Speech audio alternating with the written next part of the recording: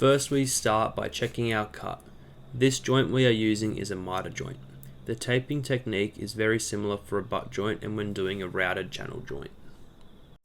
Here we flip it over and tape 2 strips on the back. You can also use one big strip to cover the entire rear surface.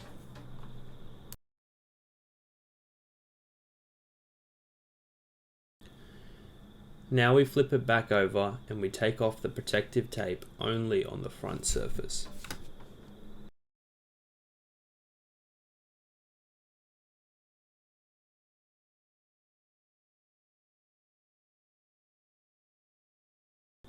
Next, using a microfiber cloth, we dip that in our plastic cleaning and preparation product, Acrylic cleaner. Be careful not to put any solvent-based cleaning products directly onto the plastic, as it will likely damage the surface you are working with.